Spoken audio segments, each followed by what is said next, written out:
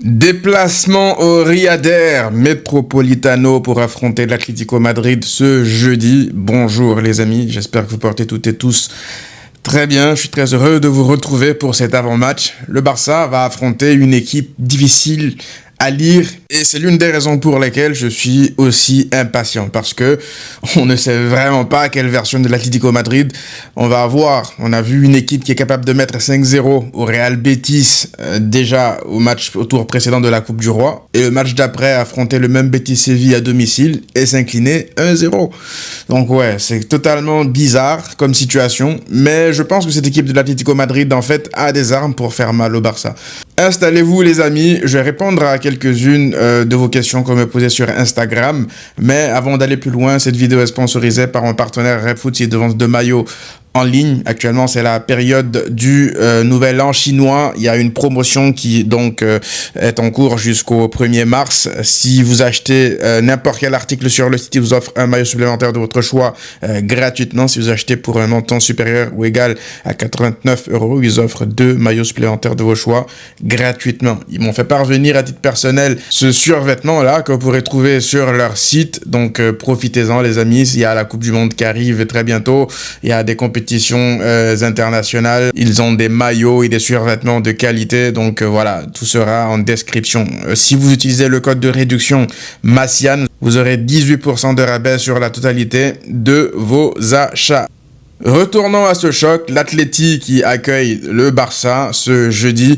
Alors, la première question qui m'avait été posée, comment tu le sens le match au Metropolitano sans surnom Pedri et Rafinha? Alors, moi, je vous le dis honnêtement, sincèrement, j'ai été très heureux d'être tombé sur l'Atlético Madrid parce que, oui, c'est vrai que ça aurait été bien d'avoir on va dire, une route beaucoup plus simple jusqu'en finale et voilà, c'est la finale et tout, mais c'est beaucoup plus dangereux, je trouve, de tomber sur l'Atlético Madrid en finale sur un seul match. Parce que l'Atlético Madrid, cette année, c'est une équipe très schizophrène.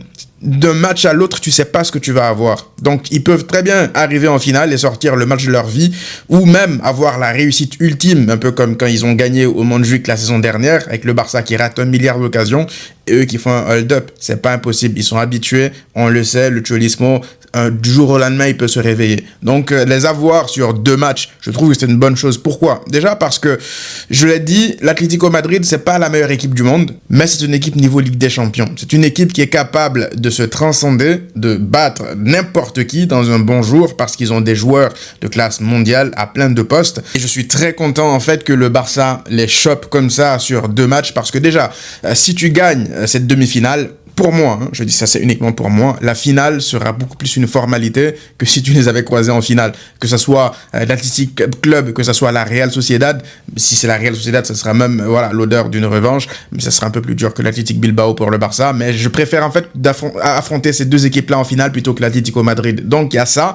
Et puis la deuxième chose pour laquelle j'étais très content de piocher l'Atlético Madrid à ce stade de la saison, c'est tout simplement parce que je pense que c'est une équipe qui peut déjà te conditionner à la Ligue des Champions.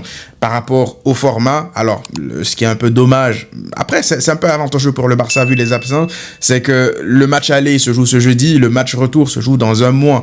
Après vous me direz, l'ancien format de la Ligue des Champions c'était un peu ça, mais moi je trouve que ça conditionne un peu par rapport à la Ligue des Champions. Pourquoi? Parce que tu vas jouer ton premier match à l'extérieur là-bas dans un stade un peu difficile et puis le retour chez toi. Donc tu peux déjà en fait te préparer à ce qui pourrait potentiellement t'attendre en 8e de finale de Ligue des Champions très bientôt là. De savoir comment est-ce que tu abordes les matchs, ce à quoi tu pourrais te préparer déjà mentalement, rentrer directement dans ton 8e de finale de Ligue des Champions avec ce match-là face à l'Atlético Madrid. Parce que si jamais tu sors avec un résultat plus que positif dès le match aller comme ça, ou même au match retour tu te qualifies, t'arrives avec un boost mental de fou furieux pour les 8e de finale de Ligue des Champions, parce que ça reste un match à élimination directe sur une double confrontation. Donc t'es déjà configuré à jouer ta Ligue des Champions dans de meilleures conditions.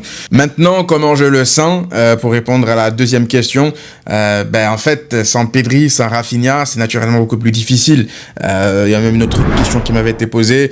Salut Massiane, pour toi, si Rafinha est là sur la feuille de match, doit-il débuter le match? Moi, je vais aller vraiment beaucoup plus loin que ça, honnêtement. Je pense que même si Rafinha est de retour de manière in extremis avant le début de ce match-là, j'ai pas envie que Rafinha soit convoqué pour ce match-là. Parce que moi, j'ai besoin de Rafinha pour la deuxième partie de saison. Parce que, encore une fois, les huitièmes de finale de Ligue des Champions arrivent. Il y a un match retour pour ce match-là face à l'Atlético Madrid. Donc, je vois pas, ça serait quoi l'intérêt de prendre même un Rafinha à 100%, hein, parce que moi, j'ai pas envie de faire revenir un joueur de blessure pour jouer un match où il y aura autant d'intensité. Moi, je préfère que Rafinha revienne durant le week-end pour affronter, ou en tout cas, je sais pas si c'est le week-end ou lundi que le Barça se déplace à Gérone, que Rafinha revienne durant ce moment-là pour jouer contre Gérone, rentrer en deuxième mi-temps comme ça, plutôt que de se dire est-ce qu'il est à 100%. Même lui, il dit qu'il ne sait pas s'il sera à 100% pour ce match-là. Donc, je vois pas l'intérêt de prendre ce risque-là pour un joueur aussi important pour le Barça. Donc, c'est pas le moment, en fait, de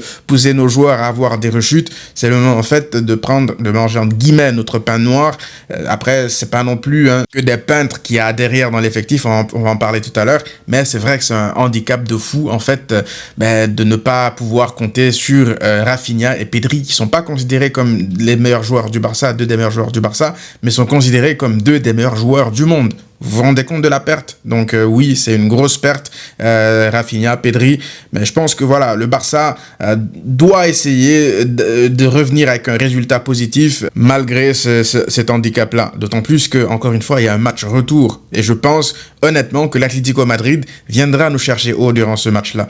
Je pense pas non plus qu'ils vont venir full attaque, mais je pense ils vont se dire, si on a une chance de se qualifier, c'est de venir obtenir un résultat, une victoire avec au moins 1 ou 2 buts d'écart au match aller et aller poser le bus au Camp Nou. Je pense que ça sera le mindset de l'Atlético Madrid dans les matchs à élimination directe. C'est ce qu'ils ont quasiment toujours fait contre le Barça, même lorsqu'on les a croisés en Ligue des Champions par le passé et tout. Donc, si tu arrives à maintenir, moi je vous dis, même un résultat, un match nul, moi je veux une victoire. Moi j'arrive avec le mindset d'une victoire. Mais si jamais le Barça revient avec un match nul du Metropolitano, c'est pas un mauvais résultat, hein, vu les absents importants et tout. D'autant plus que l'Atlético Madrid aussi viendra sans s'en mettre à jouer.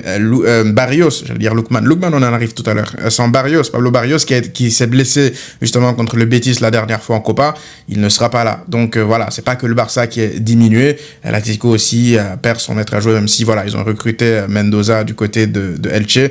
On va en parler de ça aussi tout à l'heure. Et ça me ramène aussi à la question qui m'avait été posée, crois-tu vraiment que le Barça lèvera la clause de Marcus Rashford?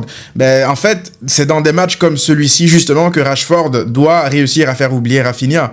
Moi, Rashford, ça me dérange pas honnêtement de poser 30 millions sur lui, parce que si jamais il est capable de faire souffler Rafinha dans des matchs importants et qu'il continue à stater, il continue à être important lorsque les titulaires sont pas là, ou même lorsque les titulaires sont là, qu'il fasse réfléchir le coach, pour une première saison au Barça, on le rappelle, il n'y a pas de période d'adaptation pour Rashford, il arrive, on attend à ce qu'il soit performant tout de suite quand même, c'est très difficile. Honnêtement, c'est dans ces matchs comme celui-ci aussi que je l'attends. J'ai envie qu'il me sorte en fait une Newcastle 2.0. Rafinha est pas là, pas grave, je vais prendre les rênes. Bref, vous me direz, naturellement, il y a Lamine Yamal qui sera le leader d'attaque, qui sera le patron de l'attaque devant, c'est logique. Mais Rashford aura un peu le même rôle qu'il a eu, je pense, contre Mallorca, hein, c'est-à-dire de se procurer des occasions. Je pense qu'il y aura des espaces. Donc, du moment où il y a des espaces, mon gars, Marcus, prends-moi cette putain de profondeur et va me balancer des frappasses de loin quand t'en as l'occasion, parce qu'il a les qualités pour. Moi, j'ai envie de voir Rashford tenter plus de tirs dans les matchs, même à l'extérieur de la surface de réparation, parce que si c'est cadré, c'est but, en règle générale avec Rashford. Donc voilà, j'espère qu'il va me sortir un gros match. Je compte sur lui, je pense que voilà, tous les supporters du Barça comptent sur lui lorsque Rafinha n'est pas là. Et il faut pas en fait qu'on se dise qu'on est obligé de ramener Rafinha plus vite que prévu, parce que c'est aussi un peu un signe de manque de confiance vis-à-vis de Rashford. Donc voilà, tonton Rashford, c'est le moment en fait de saisir des opportunités en or comme celle-ci. Ça peut être un motif en fait de lever ta clause en fin de saison. Koundé versus Lookman, c'est Akabo ou Arida. Eh oui, je pense que tout le monde pense un peu à la même chose. À chaque fois qu'on évoque ce choc, c'est qu'on se dit que voilà, on va passer une soirée difficile avec le match-up Koundé-Lookman. Mais en fait, Le truc avec l'Atlético Madrid, c'est que Lookman, c'est pas leur seul danger. Du coup, là, tu te dis, ok, Lookman peut être très dangereux contre le Barça, pardon, mais ils sont capables aussi de mettre un Sorloth d'entrée de jeu pour l'associer à Lookman, Sorloth qui pourrait faire du mal dans le domaine aérien vis-à-vis des défenseurs du Barça. Ils peuvent aussi aligner et Sorloth et Lookman et Julian Alvarez, parce qu'il faut pas l'oublier que Julian Alvarez, ça fait 11 matchs qu'il a pas marqué, et on le sait tous qu'on est spécialiste. Le Barça est spécialiste dans ça, dans le fait de relancer des joueurs qui ont des dizaines de fous, des séries. On l'a vu avec Vinicius récemment, on l'a vu avec plein de joueurs. Donc ça m'étonnerait même pas que Julian Alvarez débloque son compteur contre le Barça. Donc ouais, ils ont des options vraiment intéressantes en attaque. Ils sont capables d'aligner une attaque Lookman, Julian Alvarez pour aller très vite en contre-attaque. Ils sont capables d'aligner Sorloth et voilà, il y a des options assez différentes. Donc moi je veux juste pas en fait que Koundé arrive dans ce match-là avec la même attitude que lors du début de match contre Mallorca. Parce que moi, Koundé, c'est pas tant ses prestations qui me dérangent, c'est plus sa manière, en fait, de se comporter sur le terrain. L'impression vraiment que Koundé, soit il n'en peut plus, soit il est blasé, soit il a enchaîné tellement de matchs qu'il n'est plus lucide, en fait. Moi, je ne pense pas que ce soit juste un problème de football, parce que ce qu'il rate, par exemple, la passe qu'il met en touche alors que Lamine Yamal est juste à côté de lui, ça, c'est pas le Koundé qu'on connaît, ça. Alors oui, ça lui arrive de se faire dribbler, c'est comme tout défenseur, mais de se faire bully dans les airs, par exemple, par Jean Virgili, parce que Koundé lit mal la trajectoire du ballon, en tout cas il est pas assez alerte par rapport à ce qui se passe derrière lui, ça c'est pas un Koundé qu'on connaît en fait. Dans les airs, en règle générale, il gagne des duels même face à des attaquants plus grands, donc je pense que c'est plus un problème de déconcentration, et s'il n'est pas vraiment connecté actuellement face à un Lookman, face même à un Julian Alvarez qui va peut-être aller sur son côté, à un Baena, tout ça, attention quand même, attention, mais moi c'est là-dessus aussi que j'attends l'aide de Lamine Yamal, hein. Lamine Yamal, on le sait qu'il est capable de venir aider, il le fait très souvent d'ailleurs, venir aider Koundé face à des équipes beaucoup plus dangereuses. Il le fait même face à de petites équipes. Jusque contre Mallorca, on a beaucoup tapé sur Koundé, c'est vrai. Après, on s'attend à ce qu'il puisse gérer certains joueurs un contre un, mais il faut quand même que Lamine Yamal fasse certains efforts. Première mi-temps, moi, j'en ai pas assez parlé dans les débriefs contre Mallorca, mais Lamine Yamal, il marchait beaucoup, il se repliait pas beaucoup. Il était un peu frustré aussi parce que je pense qu'il recevait pas les ballons comme il le voulait. Donc voilà, faut vraiment que là tout le monde travaille en symbiose pour que ça ne soit pas des 1 contre 2 sur le côté de Koundé ou des 1 contre 1 où il se fait avoir à chaque fois par les adverses, quoi. Donc je pense que Lamine Yamal dans les grands matchs, on a aussi besoin qu'il sorte une prestation de grande classe. J'ai envie qu'il continue sur sa lancée de ces derniers matchs, pourquoi pas un but encore une fois en l'absence de Pedri, en l'absence de Rafinha. Voilà, tous les yeux seront tournés vers lui et Frenkie de Jong pour être les leaders techniques, les patrons de l'équipe. Donc Koundé, oui, c'est vrai que ça fait peur, mais il faut aussi voir ce que le Barça peut faire en retour à l'Atlético Madrid. En termes de qualité offensive, je pense que le Barça, malgré l'absence de Rafinha, juste la présence de Lamine Yamal, normalement, je pense que voilà, c'est censé faire peur à n'importe qui. Justement, il y a un autre joueur dont on parle pas assez, ça m'a été posé aussi la question, la connexion Olmo et Yamal sur ces derniers matchs, je pense qu'on n'en parle pas assez, mais c'est ça en fait. Olmo, depuis la blessure de Pedri, lui aussi il a pris un rôle d'intérimaire plus que réussi. Il est en train de faire, je dirais pas faire oublier Pedri, mais il y a plein de séquences où son intelligence de jeu permet au Barça en fait d'avoir un meilleur contrôle des matchs. Regardez le match contre Mallorca. En première période, Olmo, il voit, disons les 25 premières minutes. Pourquoi le Barça galère autant à se procurer beaucoup d'occasions? C'est parce que et Olmo et Fermin n'interprètent pas non plus très bien le jeu. Ils se mettent là devant les joueurs, les défenseurs ou les milieux de Mallorca en attendant le ballon de manière statique. Lorsqu'ils ont compris qu'il fallait bouger entre les lignes et créer des décalages pour que les ailiers puissent créer des situations de 1 contre 1, Rashford a tout de suite commencé à exister. Et ça s'est beaucoup fait grâce au déplacement de Olmo. Et puis, il y a une passe qu'il envoie sur Lamine Yamal juste avant le péno que l'arbitre ne siffle pas sur Yamal. C'est une passe pédriesque, honnêtement, parce qu'il n'y a pas d'angle. C'est lui qui crée cette passe-là. On l'a vu, voilà, il a une qualité de passe de fou, Olmo, donc sa connexion avec Lamine Yamal, c'est vrai qu'elle monte en puissance. S'il y a des espaces, il va trouver Lamine Yamal, j'ai aucun doute par rapport à ça. Donc oui, important quand même de le mentionner parce que Olmo, ça fait partie de cette tête de Turc-là. Dès que ça va mal se passer, ça va lui tomber dessus un peu comme les coups Barcy. Mais quand ça va, silence radio. Voilà. Donc Olmo quand même très très important de mentionner ses bonnes prestations. Mais il n'est pas le seul, hein, parce que je vois que même du côté de Fermín López, ça m'a posé la question, tu penses quoi de la baisse de régime de Fermín depuis quelques matchs? Alors, je sais pas si par baisse de régime on parle de goal assist, mais faut pas oublier que de base, et Fermín et Olmo, même s'ils jouent au poste de numéro 10, ça reste des milieux. Donc c'est pas parce qu'ils ne statent pas qu'ils sont forcément mauvais. Alors oui, Fermín lors du dernier match, il est quand même fautif sur une ou deux actions où il donne le ballon en retrait, qui donne des occasions directement à Mallorca, mais je trouve que par son activité, Fermín López est très important pour le Barça. Lorsqu'il ne marque pas, il fait tout le temps des appels, il se propose tout le temps, il amène tout le temps de fausses pistes, il fait pas des appels juste pour faire des appels pour recevoir le ballon, il fait des appels parfois pour libérer de l'espace pour ses coéquipiers. Donc Fermín López, il presse énormément, donc ça c'est pas à minimiser, hein. Lorsque lui, il n'est pas là, je pense que notre pressing, il en prend aussi un coup. On parlait beaucoup du fait que le pressing du Barça se soit amélioré durant les dernières semaines, mais croyez-moi, Fermín López n'est pas étranger à tout ça. Après, évidemment, on s'attend à ce qu'il marque, qu'il fasse des passes D, parce que c'est ce à quoi il nous a habitués. C'est un milieu qui marque beaucoup, qui fait des passes D, mais voilà, faut pas non plus mettre sous le tapis son jeu sans ballon, même si c'est vrai que voilà, il a sorti de meilleurs matchs durant les dernières semaines, notamment ses entrées contre l'Espagnol et tout ça. Ton 11 pour ce match, alors déjà, ça c'était le 11 qui avait débuté face à Mallorca. Naturellement, je pense qu'il y aura des changements. Je pense juste qu'au niveau de la défense centrale, il n'y aura pas de changement. Je pense que Eric, Kuba, Koundé et Baldé seront les titulaires de nouveau. Même si, oui, Koundé, il y a des doutes. Les gars, je vais pas non plus faire confiance à Cancelo pour gérer Lookman. Même si Koundé, il est pas en forme actuellement, ben, j'espère, frérot, que tu vas te réveiller durant ce match-là face à Lookman. Et pas que face à Lookman, face aux attaquants en général de l'Atlético Madrid. Casado, je trouve qu'il a fait plutôt un bon match la dernière fois contre Mallorca. Il a récupéré pas mal de ballons, il a juste eu une perte de balle ici parce qu'il est un peu trop ambitieux, mais pour le reste du match, il a gratté pas mal de ballons, il a envoyé aussi une ou deux belles transversales, même un tir sur la barre transversale au bout d'un moment ici, mais voilà, Casado contre Sorlotte, les gars, vous connaissez...